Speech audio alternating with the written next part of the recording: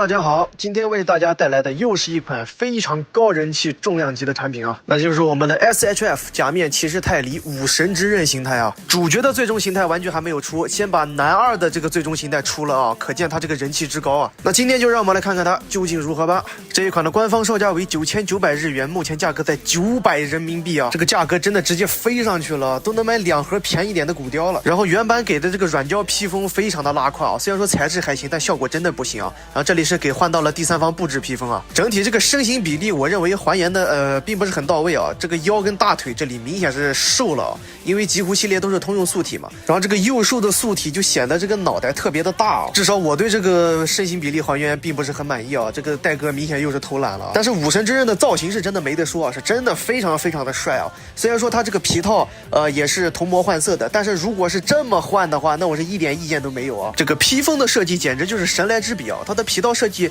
本身就一点头重脚轻的感觉，上半身造型多，下半身造型少，然后这个披风添加上去是完全把造型平衡住了。我们接着来看这个做工，首先这次做工我还是比较满意的，浑身这个银色金属漆的这个线条边界控制还都是比较到位的。头雕的话这么复杂的造型和分色也没有出现这个异色的情况，然后身上呢这些刻线也是非常的清晰锐利啊，然后消光漆点缀的也是比较到位，腰带也是十分精致啊，腰带这次没有偷色，而且中间的这个标志是采用了印刷件还有透明件的方式，是非常的精致啊。水口的话控制比较不错，但是大腿内侧还有小臂内侧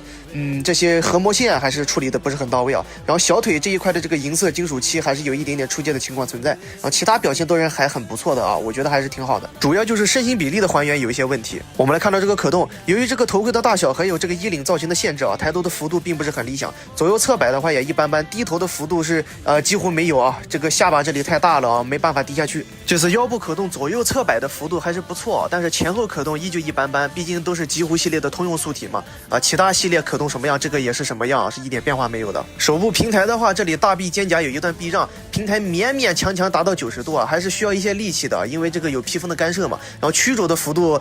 比较差啊，几乎是差不多90度的情况啊，是比较烂的啊。大腿这里给到了下拉关节，然后前踢可以轻松达到90度，屈膝的话也算是及格水平吧，没有那么惊艳。侧踢的话是差一点点达到90度，但是腿部这个可动总体来说还是比较满意的，还是够用的。配件的话是给到了4对手型，一个腰带的替换件，然后一个红木头的替换件，一把刀还有一把刀鞘，配件量算是还可以啊。这些小配件上面的涂装也都是涂得非常精致啊，然后也是边界控制很到位。然后这把刀鞘入库形态啊，它这个刀是没办法拔出来的，是整个是一体造型的。你戴哥又是偷懒了，明明可以做一把有功能性的刀鞘，这个刀可以插进去的那种，对吧？但是它偏不啊，非要做出2个替换件啊。总体来说，这款武神之刃的这个做工啊，还是比较能令我满意的，就是这个造型上面稍微差点意思，大家也可以买一些第三方的改件过来进行一些调整。整体关节阻尼也是软硬适中啊，并没有出现松动或者过紧的情况。但是腿部这里有那个小小的手里剑的那个造型的小零件啊，可能把玩的时候会比较扎手，大家玩的时候可以注意一点。如果做一款5算下来500块钱的一款魂殿产品，我觉得它还是合格的。